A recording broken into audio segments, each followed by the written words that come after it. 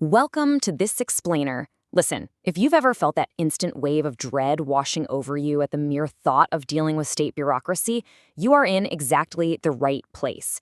Today, we are going to completely demystify the North Carolina DMV process. We're turning what usually feels like a confusing maze into a breezy, highly actionable roadmap so you can secure your state identification without breaking a sweat. So are you ready to conquer the DMV? Yeah, I know. Just hearing those three letters usually spikes the blood pressure, right? It's practically a rite of passage. But hey, I want to reassure you right out of the gate.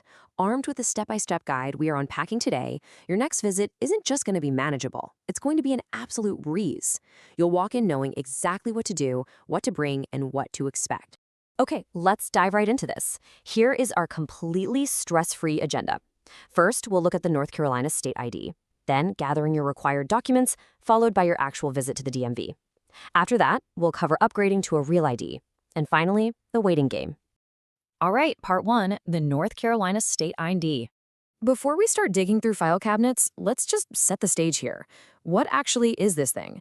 Well, the North Carolina State ID is an official photo identification card issued by the NCDMV, and its value, especially if you're a non-driver, honestly, it cannot be overstated.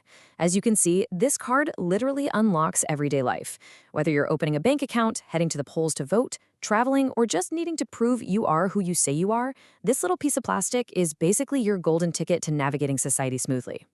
So who can actually get one of these? Let's break down the specific eligibility requirements, and I want you to mentally check these off for yourself as we go. First up, you've got to be a North Carolina resident. Second, you need proof of identity. Third, a social security number, or at least proof that you're eligible for one. And finally, for any non-U.S. citizens tuning in, you will need to provide proof of legal presence. Knowing exactly where you stand with these requirements is how we win this whole game before it even starts. Moving right along to part two, gathering your required documents. This right here is the preparation phase of our quest. And I'll tell you a secret, 90% of the work happens right now sitting in your own living room. Now, what's really interesting about this is that for your proof of identity, you literally only need to find one of these documents. You've got options: a U.S. passport, a certified birth certificate, a permanent resident card, which most of us know as a green card, or a valid foreign passport. Just grab the absolute easiest one you can find and you're good to go. All right, let's keep the momentum going. Next, we need to prove your social security number. And again, you just need one of the items shown here. The classic social security card works perfectly, obviously, but if that's lost in a junk drawer somewhere, and hey, we've all been there, don't panic. A W-2 form from tax season or even just a recent pay stub showing your full number works just as well. Next up on the list is proof that you actually live in North Carolina. You can establish your residency using a utility bill, a bank statement, a lease agreement, a mortgage statement, or an insurance policy. Notice a pattern here? These are just super common household documents. I mean, they're probably sitting on your kitchen counter or in your email inbox right at this very second. You just need to pick one. Finally, wrapping up this prep phase, let's talk about name change documents. Now, you only need to worry about this if it's actually applicable, meaning your current name is different from the name on your identity documents. If it is, you're going to need to bring the official paper trail. That means a marriage certificate, a divorce decree, or a court order. And boom, just like that, our rapid-fire document gathering phase is completely done. Which brings us to part three, your visit to the DMV. Okay, so you've got your documents perfectly organized in a folder, and it is time to shift from the comfort of your living room to the actual NCDMV driver license office.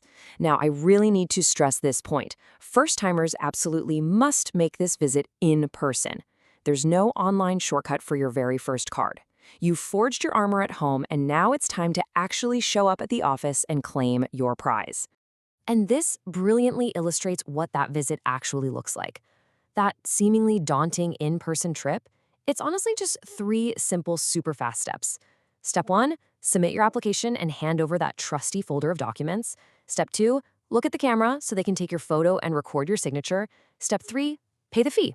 That's it. That is the entire in-person process. Oh, and speaking of that fee, here is a delightful surprise for a lot of you. Check this out. If you are 17 or older, this state ID is absolutely free. Yep, you heard that right, $0. Now, for folks 16 and younger, it's just $16.75. Oh, and it's definitely worth noting that fee waivers do exist for specific situations, making this whole thing incredibly accessible for everyone. All right, moving on to part four, upgrading to real ID. Listen, if you're going to go through the trouble of getting an ID anyway, you'll really want to pay attention to this pro tip. A real ID is essentially a supercharged version of the standard state ID. Upgrading to this allows you to seamlessly board domestic flights and access certain federal facilities. If you plan on doing any traveling whatsoever, this upgrade is an absolute must-have. So, the crucial point is this. If you want that upgraded real ID, there is exactly one major difference in your at-home prep. You need 2 documents proving North Carolina residency instead of just 1. That is the only difference. Everything else we just talked about stays exactly the same. Just grab an extra utility bill or bank statement and you are fully prepped for the big upgrade. And finally, part 5, the waiting game. You did it! You've cleared the bureaucratic hurdles, the hard work is totally done. But wait, before you walk out of those DMV doors, they are going to hand you a temporary receipt. Whatever you do, safeguard this piece of paper. This is your official proof of identity while you wait for the physical plastic card to arrive in the mail. So seriously, do not accidentally throw it away with your fast food wrappers on the ride home. Let's move to the timeline and see how this all builds together. Day 1, you gather your documents at home. Day 2, you breeze through your NCDMV office visit. Then you enter an approximately 20 business day processing wait. I know, a bit of a waiting game, but then, around day 23, the magical moment happens. Your shiny new state ID arrives right in your mailbox. You've successfully unlocked the system and claimed your card. So, what does this all mean for you? Where will your new ID take you first?